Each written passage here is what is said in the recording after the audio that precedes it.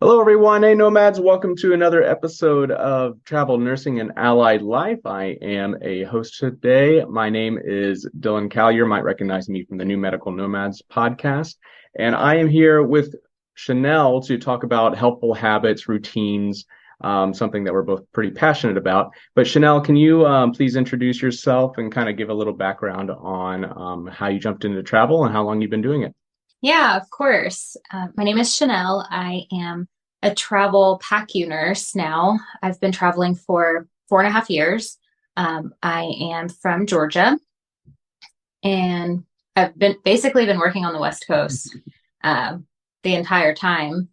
These routines that I've developed definitely were not in place in the beginning of all of this. So uh, it took time to get it down. I would say the same for me. I think it is trial and error. Um, and you've been doing travel for about 4 years now. I've been doing it for around 5 to 6 years. And so, yeah, a lot of this has been learned by fire. And hopefully, this will help some of those listeners out there that are either just jumping in or maybe you're finding the travel lifestyle to be very stressful, which it is. It's kind of the a ticket of admittance to joining is you get a lot of extra freedom, but you get a lot of extra stress on top of that. And it's kind of the risk that we take. But Chanel, I'll let you start. What are some things that you do that you have found to be really helpful when preparing for a contract? Okay, when preparing for a contract, well, for one, having all your documents in order, making sure that you have your certificates in one place, your license. You can easily send all of that out to agencies. That definitely helps. When I get to my location, though, I have to scope out my grocery store, Mm. my gym, a nice place that I'm going to hang out outside, outdoors, whether it's like a park or something. That's all included in my prep for starting a new assignment. Very nice. Yeah, I do similar thing when I first show up is I usually do what I call a dry run to the actual facility that I'll be working at. So I do home health, so it's usually the home health office that I'll be at the next day. I usually do it the day before. And then one of the biggest things I've learned with myself is that if I can get there like 2 days in advance, if I'm starting on a Monday, get there on a Saturday, I am a lot less stressed than trying to move in on a Sunday and start work on a Monday. This is one of those things where I say this, but more often than not, I go ahead and sacrifice that time to stay with some friends or, hang out with some people just a little bit longer from that last contract. So it's definitely a sacrifice that I sometimes make. And then I think my last thing that has really helped me with before a contract is setting up a nest egg. So having enough cash in reserves that if something were to go wrong, that I'm able to not stress if that job canceled last minute or something happens with housing. Typically, people say 3 to 6 months. For me, I'm a little flexible. If I'm close to home, I'll have a short nest egg because I know it doesn't cost that much to get back home and stay for 3 months with my parents until another job pops up. But here in Alaska, that nest egg is bigger because I know it's going to cost more to fly home and to find another job after this. Chanel, did you have anything else for the pre-contract type of stuff that you'll do to kind of get you ready for the contract? Yeah. One, I just wanted to say I can't believe you only give yourself 2 days before. I need like time to decompress and get ready. It's a whole process. Um, no, I think that's pretty much sums it up. Just having all my documents in place and having enough time to scope out the area. That's really important to me. Got it. Likewise. All right. Moving on to the next one. So like for during a contract, what kind of things do you do once you've started working? Okay, for PACU and pre-op, you start your shift at different times. You know, some of my assignments may be like a 6 a.m. start, and others may be an 11 a.m. start. So my daily routine would change completely from one assignment to the next. But I definitely have a workout fitted into my schedule somewhere. Um, I wake up and I do stretching, meditation, journaling, an ample amount of time before my shift starts to just wake up. And I know when I hit the snooze button too many times and I don't have time for my morning routine, my day is just not going to be the same. Um, but my days off kind of start the same as far as like waking up, hitting the gym, having my coffee, and then I'll make a to-do list of things that needs to be done, whether it's grocery shopping and meal prep, or maybe it's meeting up with friends on MedVenture app and hitting a hike or something, you know. Definitely being organized. Very nice. Yeah, for me, I tend to find that morning routines, I am just so tired in the mornings. And so what I'll do in my day to day is pretty set in stone. It's usually starting at either 8 a.m., 9 a.m., and then getting over and done with work around 5.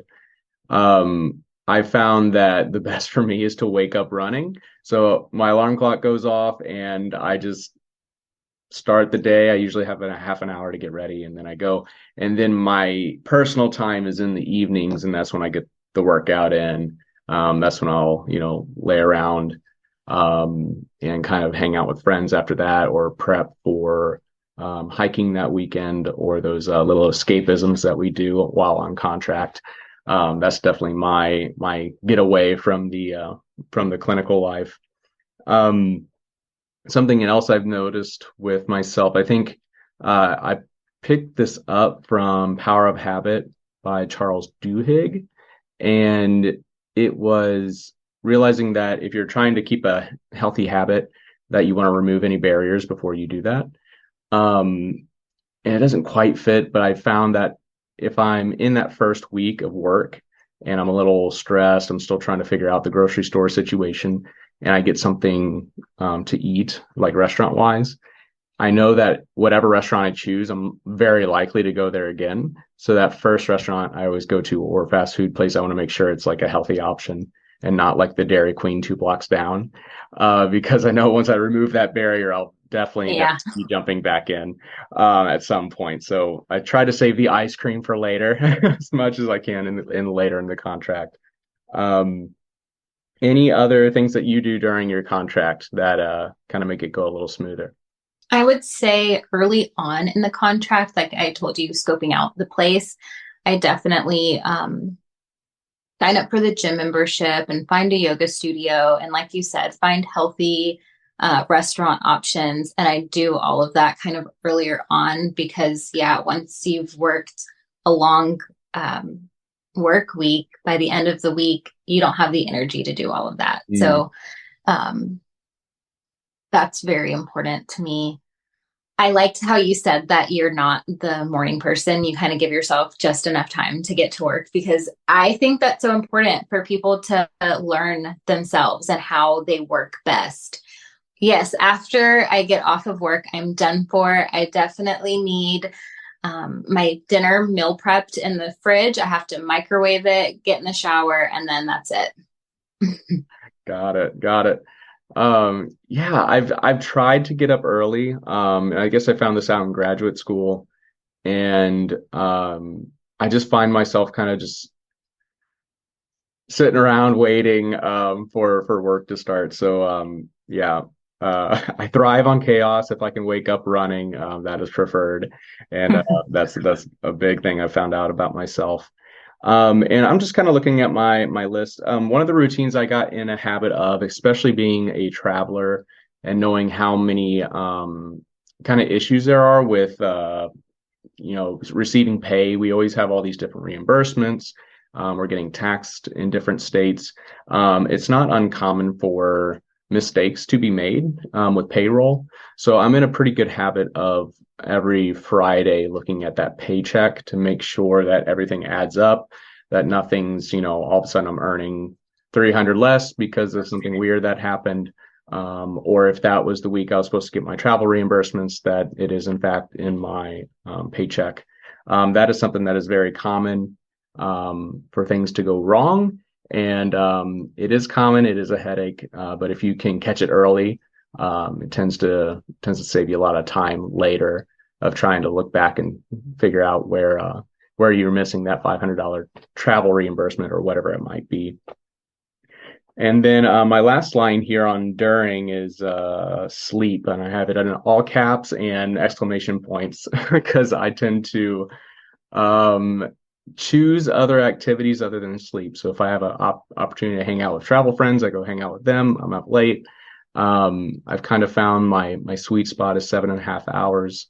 So I've started to train myself to wind down and do the boring thing. I have a skincare routine now. Oh, I'll look at brush my you. teeth. So trying to be better with that. And oh, feeling actually awake in the morning, I found how much sunlight impacts me.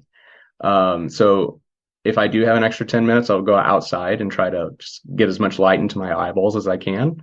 Um, as much coffee in my mouth as well, but the sunlight seems to help a lot as well. Yeah, I really liked that point on the paychecks, looking at stuff like that. I don't know if like I can share information about specific agencies, but um, the one that I'm working for now, I really like how organized the app is. So I can see, my reimbursements, I can see my paychecks right there in the app.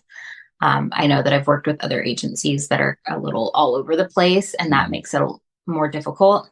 But yeah, that was a really good point. And no, in the morning time, I have to sit down and drink my coffee. Mm. I have to. I cannot be running out of the door with my coffee. I've got to just sit and relax and just savor every sip of it. Funny. You talked about journaling. That is something I have briefly tried, and I didn't really see much benefit, so I kind of gave it up. I did it for about 2 weeks, so maybe not long enough to actually give it a full go. But I'm very much interested to learn kind of the journaling, what you do, and kind of how you work through it. Okay. So excited. This is totally my thing. I love journaling. I got into it, I don't know, maybe 4 or 5 years ago, and I wasn't always consistent with it, and it was hard.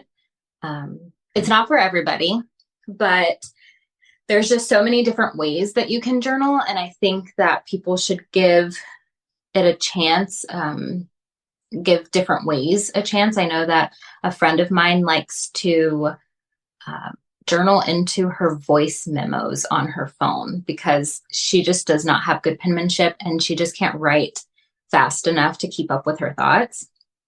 So she'll just talk to herself on her voice memos and then she'll replay it if needed. But even if she doesn't replay it, it's just a way of getting out all of the chaotic thoughts that circle around in our minds constantly. But I prefer writing, and I created this 30-day journal, 30 days of self-care for exhausted healthcare workers. And there's just different prompts in here that kind of help you decompress after work.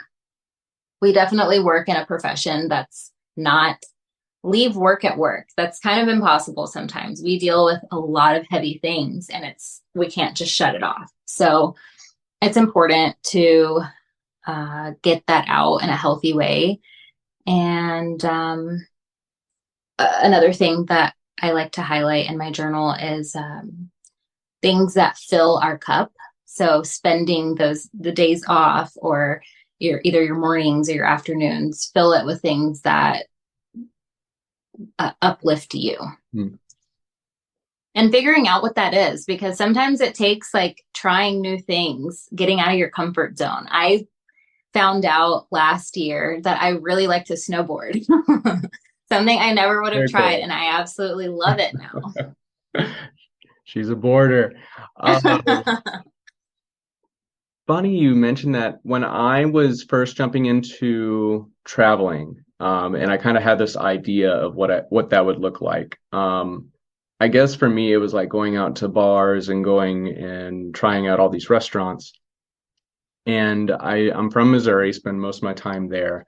And I never had an interest in camping or hiking because we really didn't have that great of views. Um, when you camp in Missouri, it's so humid and you're just sweating, and there's giant mosquitoes taking off with the little children. And so, I'm from Georgia. I know okay. exactly what you're saying. And then you get out to the West Coast and it's so nice, and you're like, where are the mosquitoes? And people laugh at you because there are none. And so I very much got into hiking, and that has been my escape, especially on weekends. And I've really made that time specifically for me. Whereas otherwise, like previously, I'd had projects that I was working on to keep me busy. And that was kind of my escape. But now that I've really enjoyed the scenery and getting out and fresh air, and hiking and doing something hard physically, and then feeling really good afterwards. That's been very ideal. Back to journaling. Speaking of like getting things out of your mind, for me, it's a to-do list. And once I write it down and I realize, I guess I am, journaling just a tad, I do travel around with a whiteboard. And then Oh, anything that I have in my mind that needs to get done, I will write it down. And then it's really nice because you can erase it. There's like a physical action once you've completed a task. And usually I start it off by create a list, and I finish my list, and then I get to cross off the create a list part. So that's like yeah. a little cheat.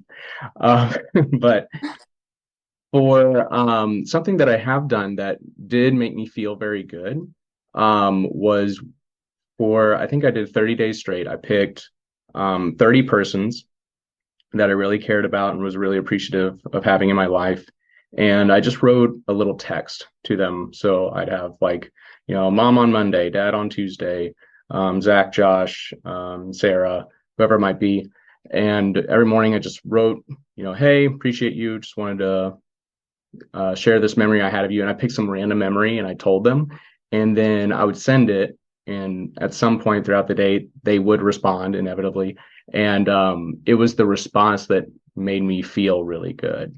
That's beautiful. I like that. So the strict journaling never really resonated with me, but that was something. It's kind of something in my toolbox too. If I'm feeling really overwhelmed, or not doing as well on a contract, maybe it's a harder contract than the last one. And so I have that kind of tucked away, and something that I can pull out and that I know will make me feel very good, and also makes my friends feel really good as well. So that kind of reminds me of like a gratitude practice. You're kind of sharing, that you're grateful for these people. And a lot of times we should wake up with gratitude, journal about gratitude. I know that when I first got into journaling, I thought it was kind of like a way to vent. So it would always be like dumping negativity onto the paper. And now I've shifted into just writing down what I'm grateful for, whether it was a stranger, one of my patients, what they shared with me today, or at Starbucks, they gave me a, venti instead of when I ordered a grande, so just writing down the little moments in the day that you're grateful for. That's a form of journaling. And it just, either starts your day off on that positive note, or it ends in that really grateful mood. Yeah, definitely. And I've tried the gratitude. I'm thinking this was back in high school or maybe early college. It was very simple. It was you're always like looking around the room in the mornings to find, oh, I'm grateful for paper towels, and just because paper towels happen to be my screen here. But something that I've come across that I haven't practiced yet, but I'm very interested, is kind of having a partner and being like, hey, for however long at the end of the day, I'm gonna send you like my highlight of the day and whatever Hmm. positive that is. And I think it kind of tricks you from looking at all the negatives to trying to find the like peak positive. And so once you're on the lookout for all these positives, it just puts you in a better space. For me, I think I tend to be a negative. I kind of like find the Pick out. negatives first. It's something that I've definitely, discarded a lot Hmm. of, but every now and then it starts coming back. So I think it is something, there's something about like just looking out for all the positives, and kind of switching that part of the brain on versus, just being somewhere hard and then, just it piling up for all the negative stuff that's going on. Once you Right. once you find those positives, it really has helped me at least. Especially when you're on an assignment that's difficult, ending the day of just picking out something, the highlight of it. And maybe when you get started, it's hard, but then once you get into that routine, you start thinking about it throughout the day. Like, wow, that really made me happy. That's probably going to be my highlight or whatever. I remember when I was doing that, one of my highlights of the day was just, I didn't have much going on that day. It wasn't that great of a day, but this girl gave me the biggest, brightest smile at the gym when I walked past her. And it just like, wow, hi. and, and that like stuck with me to where now I love smiling at people at the gym. They might think I'm really weird, but someone's out there that made their day. I think everybody's got a superpower, and I used to really not like my smile growing up because it was so squinty. I always Oh, had to redo the school photos. But mhm. now, if I'm having a good day, if I really smile at somebody, like 9 times out of 10, they'll smile back. Oh yeah. So that is my personal superpower, and you're not allowed to steal it. So kind of moving on to the next piece of it. So after a contract and what we'll call the recovery phase, what are some things that you do to kind of recover after a contract? Go on vacation. Vacation. No, I mean, sometimes when I'm trying to save my money, I don't. But no, I always do something for myself. I celebrate myself in some way. So whether it's a pat on the back, like you completed another assignment, yay, you know, but 9 times out of 10, I'm definitely booking a trip. Um, that's just how I like to spend my time.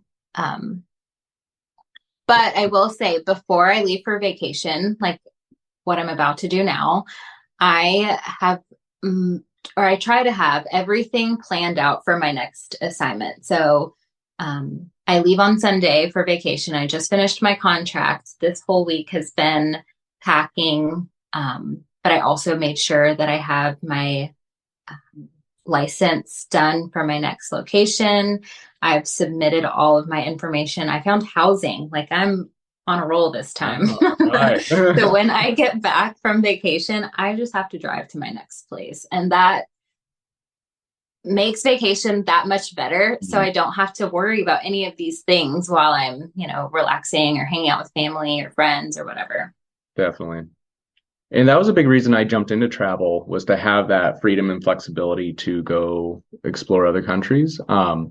Here recently, or ever since the pandemic, I've really just been in work mode. But we were just talking before we jumped on. Now trips aren't getting canceled as much as they were, 12 months ago.